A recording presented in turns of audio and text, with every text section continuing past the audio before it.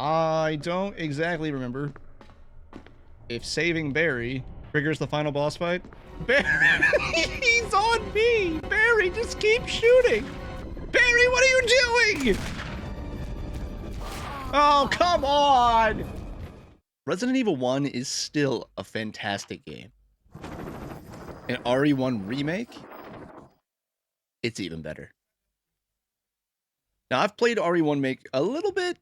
I've done a couple of runs here and there, played through as Chris once, played through as Jill once, got all the costumes, so on and so forth. But there was still a couple of things that I never did with this game, and specifically, there were 3 achievements that I wanted to get before I moved on to other things. CQC for the win, the speedrun achievement, and finally, beating the game on normal difficulty or above. But that'll come up in a little bit. Anyways, you guys pretty much know how this goes, so the rules for RE1 are as follows. Knife only. No escape items since they deal damage, and they are considered weapons, which I learned the hard way, mind you. And then, just get to the end. Just beat the game. Any ending. So, let's get stabbing. Resident Evil 1 is not a super long game in general, but when you're doing knife only, it kind of is. One of my biggest issues with Resident Evil 1 is just, I always end up getting lost in the first part of the mansion. Like the first time that you're actually in mansion, it's just an area of the game that my brain never decides to memorize. So I ended up writing notes out for this run, like progression notes, just to make sure I remembered where to go at any given time during the run. Now, one of the big things for this run with knife only is that fighting zombies with the knife doesn't really work out great. So a lot of the time, we're just going to be getting grabbed. We're going to be getting grabbed, we're going to be getting hit, we're going to lose health. And we are already just going to lose health over the course of this run. So, we really have to make every healing item count that we find. And lastly, I'm not going to sit here and show every single step of this run because a good 70% of this run is just running around and dodging zombies. And that is pretty much what it is. 70% of this run is that, and the other 30% is split between A, getting the puzzle pieces, and B, fighting the bosses. So keep that in mind. So all of that in mind, we're just really going to be focusing on the big points in the run, or the parts that gave us some trouble. Of which, don't worry, there were a few. Now, during the start of the game, I run around like normal. I get the arrowhead, find the book of curses, I get the key. I do all of that just as a normal start to the game would usually go. I then have to go and have to find the save point in the room with the stairs and the broken door, because I have to go upstairs to get both the lighter and the dog whistle. On the way, we also grab the chemical for the plant room later on. All of this, though, brings us to the first challenging point of the run. Outside of dying in the hallway to a couple of zombies that I was trying to practice my baiting with. See, I'm not a master baiter in this game, but I did figure it out much better on later. I then get a hold of the lighter and the dog whistle, which means I can then run all the way across the house to the balcony. Once at the balcony, there's an herb garden here, so I do have a free healing station at this point, and I shouldn't have to waste any of the heals that I picked up on the way, as long as the dogs aren't too playful. This is the only point in the game where I have to deal with the doggos, and normally there are 2 of them that come and attack you on the balcony if you're using the pistol.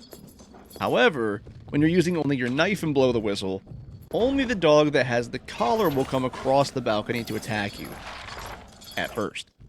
The second one can still aggro to you if you run down the balcony far enough, but if you stay on the side with the herb pot, then really only the one with the collar will attack you. And this fight is where I really started to notice that this is going to be a bit of a long run. So what I try to do here is I try to get a couple of hits in by standing right by the corner of the balcony where the dog comes running, before it fully aggroes and starts to attack. And then the idea really is just to stay and rotate around him to keep him running in a circle, and then after he does a lunge, get a couple of stabs in, rinse, and repeat. This does not happen. What happens instead is the dog actually jumps on me, grapples me, and, you know, bites into me tons throughout the course of this looping process. And even though I do succeed in fighting the dog off and getting the collar to keep, I do end up almost dying here, and I'm really realizing at this point that the knife is, well, there's a reason why it's a last resort in a normal playthrough. So after Princess is dealt with, I grab a hold of the collar, I then use the herb pot to heal instead of using the heals in my inventory, and then I head back in and start the process of getting on our way to go and grab the armor key. I make a trip through Death Hallway, start the trap, put the replacement key in, and leave. Now, another thing that I had realized way too late into playing RE1 Remake is that RE1 Remake has a very weird difficulty selection. And so for a long time, I thought I had been playing on normal by selecting the middle difficulty. But on a new game, you don't have easy, medium, and hard to pick from. The selection that you do have are, I would like to take a walk, I would like to take a hike, and I would like to climb a mountain.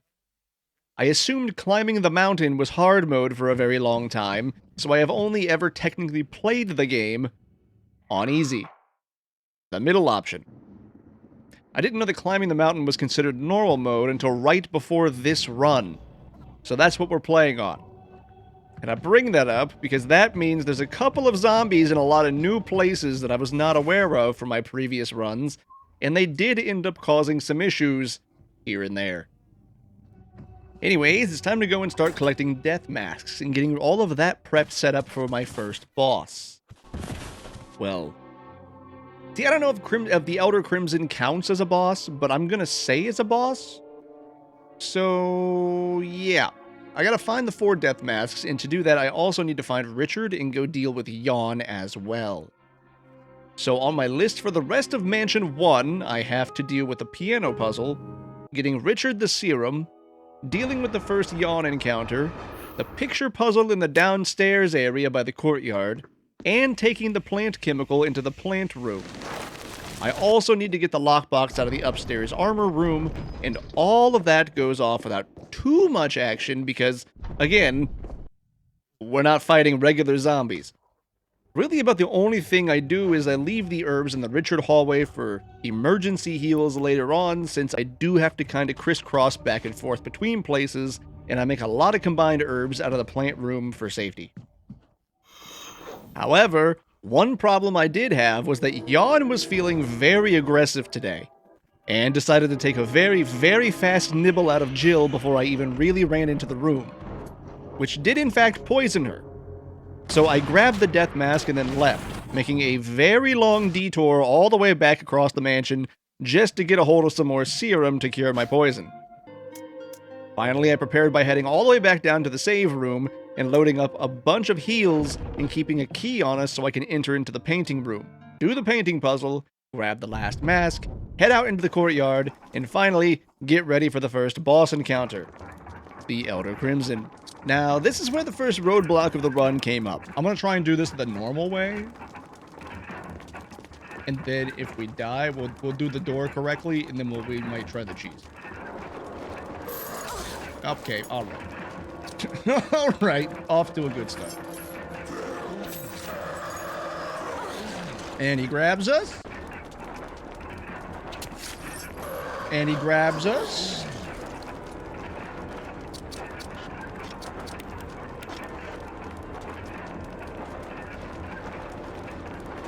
We need him to approach us from the side. Or he can just keep grabbing.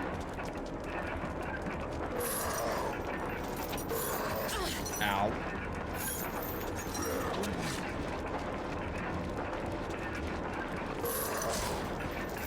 Camera, don't do that. Camera, don't do that. Okay, cool, awesome. Okay, we're doing the cheese. We're not doing that the normal way. We're doing the cheese. We're fixing the door, we're doing the cheese. See, the Elder Crimson is very fast, very strong, and very aggressive. And if I needed to do the fight normally, I was worried I was going to be here for a while. But I wanted to at least attempt to do it normally, which did not work out well. See, the Outer Crimson, as I said, is fast, very aggressive, and Jill here is none of those things with the knife. So I first tried to do the fight normally, and got my ass quite quickly handed to me. So then, I decided to use my pre-game knowledge, since I do know there is a trick for this fight. I know you can get the Outer Crimson stuck, but I've never done it. So I decided to spend a couple of attempts here trying to get the trick to work. And after a couple of failed attempts, I finally did get it to work. You only need it to work one time. But once I get this, I'm telling you, it's gonna go quick. Bubsy 4D looks interesting. They're making a Bubsy 4D.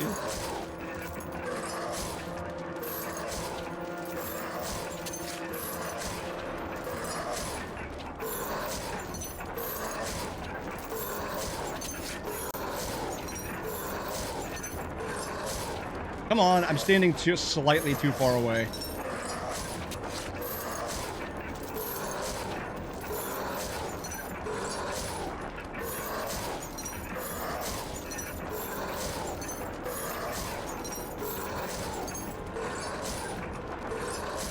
Come on. Come on, don't do this.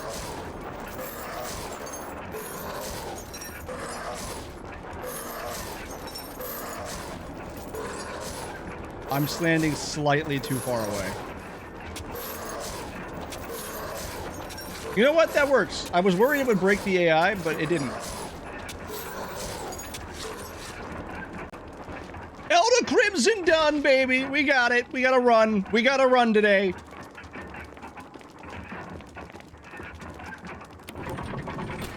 We gotta run, boys. We gotta run. Yeah, I told you we wouldn't be here forever. So the trick works like this. If you take the Outer Crimson and bait him into doing a slash attack and running into the corner by where the door shuts, if he does a slash attack into the corner and you run to the right, dodging the attack and standing in front of the first pillar, just far enough away to keep him attacking, but not far enough away to make him miss without you being in knife ready stance, then he will stay stuck in that corner doing the slash attack over and over and over and over again. And if you time your slashes right, you can hit him after he takes a swipe, and then you can loop this until he dies. Which is about 17 to 20 slashes, I do believe. So, anyways, I beat the Outer Crimson, I grabbed a hold of the medallion, and I could finally progress past Mansion 1. The whole mansion section took me about an hour and 5 minutes to get through, and I marked up to 5 deaths by the time I was getting out of here. So, about 5 deaths, hour and 5 minutes, Mansion 1 is done, and we're on to the residence. The residence section is pretty straightforward. So, first up, I run my way all the way across to Lisa's house, where I grab a hold of the crank, I get bonked by Lisa, and then run myself back to the shack. And finally, lower the water level to make my way into the residence. Inside of the residence, I run around picking up a bunch of herbs, including the blue ones, just in case I get poisoned by the spiders while I'm here or the snakes later on. I also pick up the red book, run around until I find a Barry who is tweaking about some stuff and then wanders off on his own for a while. Don't worry, he'll be fine. I then grab a hold of all of the keys for the different compartments and make my way down into the control room, where I then run past all of the little baby Neptunes to enter the control room to drain the water, heading on down further to where I pick up the last key. Now, as I've said, I've not practiced any of the speedrun tricks or any of the tricks that the game really has in general, but I have seen them quite a bit. So, I decided to try and do another trick here, the quick key grab. By dropping the key into the water and then running by Neptune before it gets the chance to chomp you if you're on the left of it, you can grab a hold of the key without needing to kill Neptune. The problem is, I try it, but I think I got stuck on the railing because I couldn't move to the right, and it still chomped me anyways. So, I redid all of that section once again the exact same way, but this time, I just did it like normal, where I drop the electrified box into the water, kill the shark, grab the key, and then leave. Once I have the key, I enter into the last section of the house, where I deal with the bees via the fumigator, getting into the laboratory, where I then spend a bunch of time doing a bunch of color math that doesn't actually add up in color theory to make V-jolts. And then we need yellow plus water equals green. And then we have orange plus green, the Baka color scheme, by the way, to make blue. And then we take blue and red to make brown. And brown is what we want. I made brown. I then head back down into the lab section really quickly to use the V-Jolt on Plant 42 and essentially eliminate a boss fight from the list, because I don't really think you can fight Plant 42 with a knife. Anyways, so we just poisoned its roots. Heading back up, Barry comes into the room, lights the rest of the plant on fire with the flamethrower. We grab a hold of the key, and then I head back all the way to the mansion for round 2. Mansion 2 Electric Boogaloo is, fun. See, the normal zombies in the mansion have now been replaced with hunters, which are a bit of an issue, especially when they decide to be hyper-aggressive. Which is a bit of an oxymoron because they are always hyper-aggressive. So I run around to try and get back to the save room under the stairs, and then once I decide to try and run up the stairs, I end up getting body blocked, and thinking I'm safe by running around the corner, they'll just jump after me. Wait just a second. Or do that. Well, it turns out I was right. Just not in the way that I thought I would be. And on to round 2, I do make it all the way up the stairs, and then do the quick statue puzzle in the room with the crushing walls to get access to the basement, where we pick up the eagle medallion, and then run through the basement to turn the power back onto the elevator, which gets us all the way to the 3rd floor. On the 3rd floor is where you can grab the battery for the elevator in the courtyard we'll need later, and then we just head our way all the way back down the earlier hallway where the first crimson we found was. Yep, there he is. To make our way into Jan's boss fight. Now, this part of the game takes us a while because my save point is in the room back before the hunters on the staircase. So I have to redo this entire section every time that I die. Now, the fight itself is not horrible, it's just a little weird because, well, Jan has very strange hitboxes. And I know that there's a trick for this fight that I wanted to try out where you can get Jan stuck on the bookshelf. And I tried to do that. Oh! He's going the wrong way. He's going the wrong way. He's going the wrong way. We have a decent start, but he's going the wrong way. Yeah. There we go. There we go, buddy. Do the bite.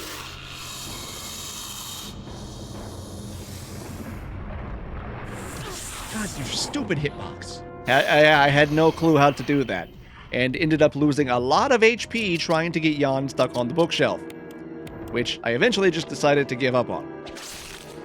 So, after many, many attempts of running back and forth, I tried to just hit him in the tail, and I tried staying on the outside of his coil to maybe get a couple of shots in until he rotates around, and then honestly, the plan is just to keep moving. But the problem is, and I think I noticed this, and I could be wrong, but somebody tell me if I'm wrong. I think Jan ends up getting a speed boost after he takes so much damage, and he starts to move a lot faster, which makes keeping up with him a lot harder. Or away from him a lot harder. And keeping him in range with a knife, and also staying out of range of his attacks to the best of our abilities, it becomes a little challenging as the fight goes on. And finally, on attempt number the 3rd, I managed to take down the giant snake with about 1 HP remaining and a very lucky loopy strike around the bookshelf. And, you know, we walk away with a wolf medallion to complete our set for later. I then pick up an herb to heal on the way back really quickly because I was terrified I wasn't going to make it to a save point when we have to run back through the Crimson's hallway. But here is also where I started thinking about trying to maybe get the true ending or a good ending for Jill's run. But then I was thinking about it a little later on, and I thought if I saved Chris, I would have to deal with the final Tyrant fight, and I didn't really want to try and deal with Final Tyrant in the knife-only run, so I kind of threw this idea out the window. Anyways, getting back to the run, we then move on to grab the red gem out of the taxidermy room. That way I can open up the box I need in the one we go to grab in the last door down in the lobby to get the emblem key. From there, we just made our way all the way back through the residence area in a courtyard just so I could raise the water level, fix the elevator, and then gain access to the tunnels. And in the tunnels, everybody knows that there's not really a whole lot of stuff in the tunnels. You got the Lisa section, there are the hunters that pop up after the boulders, and then you got the Black Tiger boss. Spider! Except you really don't have to do the Black Tiger boss fight. As long as you just kind of cut the webbing off the door, you can just leave right away. Okay, how do you dodge that? Like, I'm running to the side. So that's what we did. Anyways, tunnel section, not really anything to speak of here all that much. You don't really fight anything in the tunnel section, you just run through it until you get to the emblem piece all the way at the end, and then that's the first piece that we collected. From there, we just run all the way back to the mansion and finally use the emblem key on our way back in to go into the office and get the second piece of the emblem. From there, all we gotta do is run all the way back to the lobby, put the emblems in the door, and we're on to the Lisa boss fight.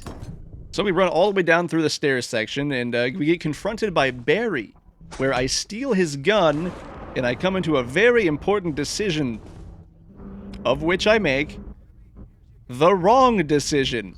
See, I was just talking a minute ago just about how I was thinking about doing the true ending, and so I was going to have to go collect all the MO discs and blah, blah, blah, blah, blah, blah. And in my lapse of memory, I thought I had to save Chris to enable the final Tyrant fight. The problem with that is that I was wrong. You only have to forgive Barry to trigger the final Tyrant fight, and to get a good ending. So I forgave Barry here, thinking he will be very helpful later on, and to his credit, sure, but it also does cause the big problem I was wanting to avoid later. And with that monumentous decision out of the way, we then took care of Lisa by knocking all the blocks off the stage and then moved on to the laboratory section. As with everything else, this section is pretty straightforward. You just need to know where to run and what to do. So, we gotta go unlock all the doors, which if you play the game multiple times, you should just know the passwords and you go straight there, do the thing, unlock the doors, go grab the stuff, and get out. Problem is, with knife only, there's a certain section here that becomes very problematic. And that is the carrying the explosive container for the fuel cell that you have to use to turn the generator back on part. So, my idea was to take out the zombies that were in the room where you pick up the fuel canister and in the room where you refuel the fuel canister. However, there's another issue here. That issue being that there is a bit of a super zombie that stands around the staircase between the save point and going into the generator room. So, at minimum, I have to take out 2 of them, which risks using healing items and spoilers. I end up using quite a few of the healing items that I had in reserve to accomplish this because of how unaccustomed to using the knife against basic enemies that I still am. I take out the Chimera, I take out the super zombie in the room where I drop off the fuel cell, and then I go grab the fuel cell, refuel it, and attempt to make my way back. Which actually surprisingly goes well. Okay, never mind. Getting bit does blow it up. On the second attempt. Okay. Good, Jill. Good, zombie. Alright, we should be in the clear. We should be able...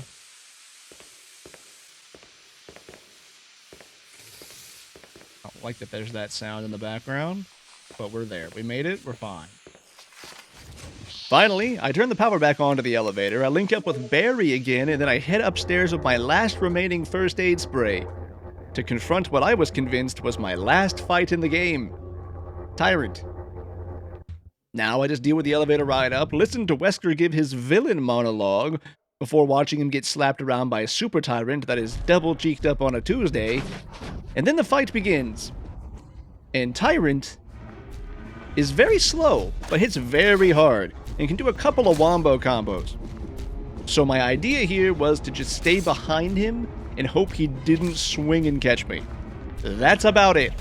The whole thing here is you really just try to get behind him, stab him in the ankles, rotate around, stab him in the ankles again, and, you know, just keep trying to keep him turning. Because if he's turning, he's probably not going to be swinging at you. And you know what? This works. This is the move. This works. Only problem is that while I was also trying to figure out if the boss arena had any extra healing items in it, and it wasted a lot of time, and the camera angles ended up causing me to take a pretty big hit. So I ended up using the first aid spray to heal myself from near death, and then I left. The ultimate life form, ladies and gentlemen. Pirates down! That's it. That's the fight. That's the fight. Now, here is really where I should have just caught the issue and prepared myself for what was coming. The problem is, I'm dumb. And also inattentive, and just thought I was home free at the moment. But the moment that all of the warning lights came up and the sirens began to go off, I should have in my brain gone, huh, that's interesting. That only happens when I'm doing the escape sequence, which is part of the good ending. But I wasn't paying attention, and I was focused on just finishing out the run. So I left and went upstairs. Then it slowly started to creep up and dawn on me the closer I got to the surface. Until I got there, and it hit me that because I forgave Barry and saved him, I'm now going to have to fight Final Tyrant. And oh dear Lord, this is a time.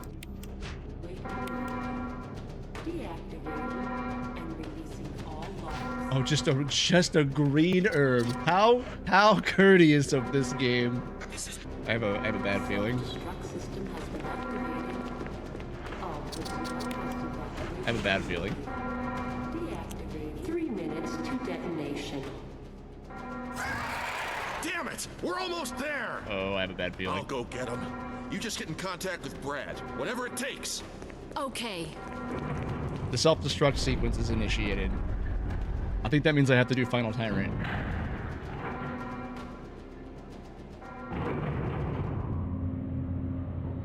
If that's the case, I'm gonna have to redo the other Tyrant fight to get through it without using the fast.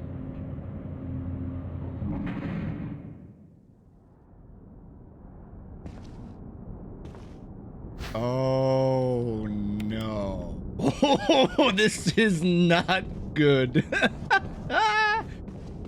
Oh, I should not have saved Barry. I thought I had to save Chris to trigger this. I should have known it as soon as the self-destruct sequence started, because that doesn't start on the bad endings. Jill! You made it. Okay. Barry, I'm gonna need you to, like, pop off here. Final Tyrant is a lot more aggressive than regular Tyrant, and I have one green herb in my inventory. So I basically just cannot get hit. Anyways, the fight goes on. Barry's doing his thing and trying his best, trying to shoot until he doesn't want to shoot and just stares at him for a while. And, well, as you can imagine, the first fight does not go well. I'm distracting him, Barry. Barry, do it! Barry? Barry, do it! Barry, shoot him!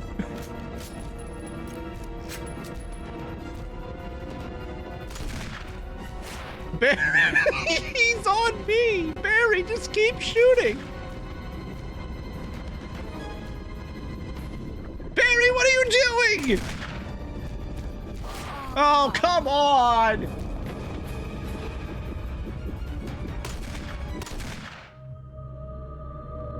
Why are you sitting there just looking at him? Oh, oh god, the ending of this run is going to be made up by Barry RNG. Nor does the second. Alright, we are in orange caution, so that's not as bad. Looking at me, he's looking at me, he's looking at me. Barry, shoot him. Barry, shoot him. Barry, shoot him!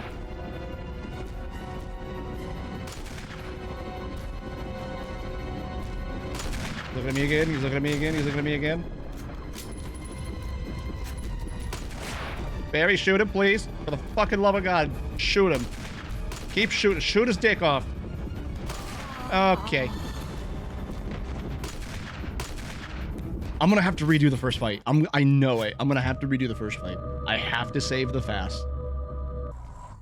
And eventually, I just have to grin and bear it because I have to do the first Tyrant fight again without getting hit, because I need the first aid spray as an emergency heal for the final Tyrant fight. Then it's on to Final Tyrant again, where I was trying to figure out now how best to deal with this, because I'm pretty sure Barry cannot last hit Tyrant. I think it has to be Jill. It makes sense. But at the very least, there were a few attempts where Barry was just pumping shot after shot into Tyrant, and then I ran up and slashed one time at his ankles, and the cutscene for the rocket launcher blade. Oh my god, well, not yet. Use it. I don't like it, I don't like it, I don't like it, I don't like it, I don't like it. Oh god, I don't like it. I don't like, no! No! No! Oh, fuck off, dude. Alright, we're going back. Yep. Now, the first time that I hit that, something very unfortunate happened. And then the second time that I did that, I was a little bit more aggressive in the early fight, and then decided to run around for a while and hit him again when he tried to pick up Barry, which did buy me a lot more time instead of trying to pick up the launcher right in front of him and then fire it off. So I really could have saved a couple of deaths if I had just played a lot smarter and not be as risky, as is usually the case. And we're done! We're done!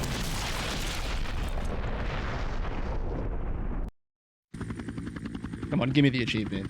Give me the achievement. Give me the achievement. Give me the achievement. So there it is. All 3 achievements, 1 run, my first ever knife-only run done by the books. Ta-da! Total runtime, 2 hours, 51 minutes, and 3 seconds. Total real time spent, 4 hours, 23 minutes, and 4 seconds. With a total of 15 deaths from start to finish, which I'm not too mad at. That's still really not that bad in my books. And yeah, I'm pretty happy with this being my first ever knife-only run. Done with my girl Jill on RE1 Remake. And just in time, so that I can move on to RE9 when it releases this week. Now, if you do want to see the entire run from start to finish, both parts of it will be up on the secondary channel, the Vods dump. And if you made it to the end of the video, I just want to say thanks for watching. I had a lot of fun doing this run, and I have plans for many more RE and other game challenges coming up in the future. But immediately, I am gearing up for the release of RE9 on the 27th, and I will be getting in on playing that and trying to route some speed runs after I beat it this weekend. If you want to see what we get up to in between videos, then I do invite you to come hang out in the streams, and also to join the Discord. Both of them are linked in the description below. Remember to take care of yourselves, and I will see all of you again soon. My first Resident Evil knife-only run.